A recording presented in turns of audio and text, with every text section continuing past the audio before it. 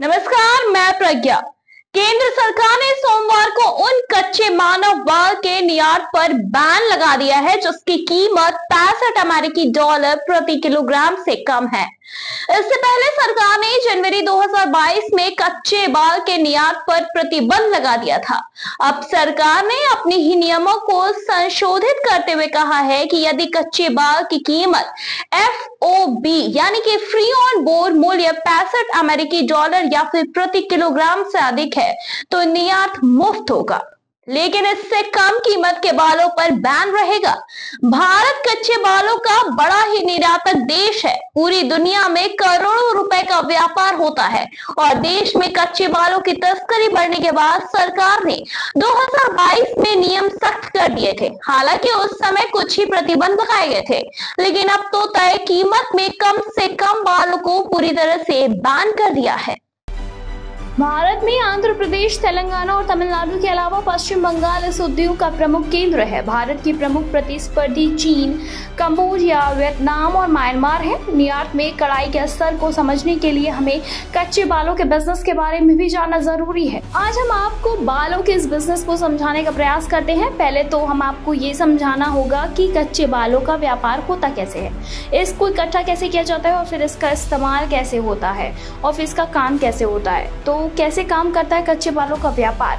सबसे पहले तो आपको ये जानना जरूरी है कि इन बालों को इकट्ठा कैसे किया जाता है। तो हम आपको बता दें कि इसके प्रमुख रूप से दो रास्ते हैं।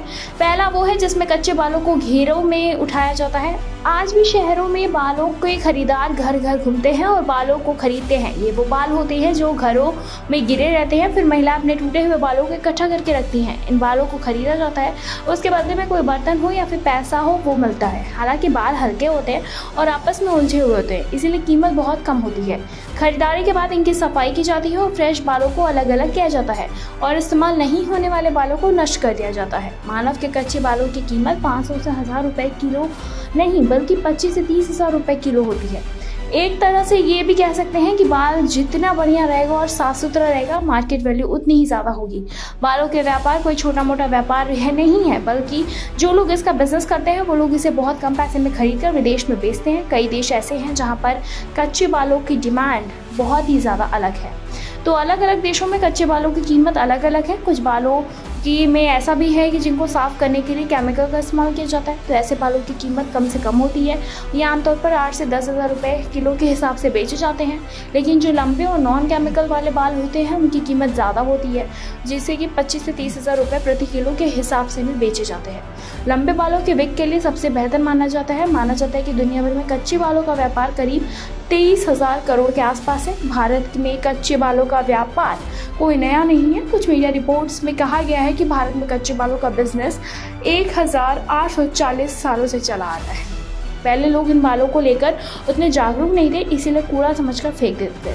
लेकिन अब जागरूक हो गए हैं और बालों की अहमियत को भी समझने लगे हैं। तो शुरू में फ्रांस के कंट्री फेयर में बाल खरीदे जाते थे। उस समय कई लड़के अपने बाल को नीलाम भी करती थी। धीरे धीरे दुनिया बदली और इनका बिजनेस यूरोप तक फैल गया।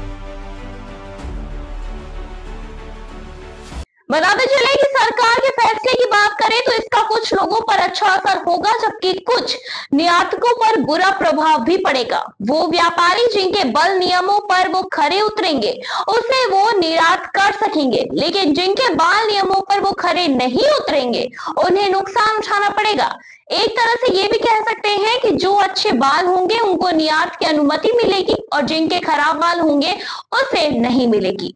फिलहाल इस पर आपकी क्या कुछ राय है? कमेंट सेक्शन में कमेंट करके हमें जरूर बताएं।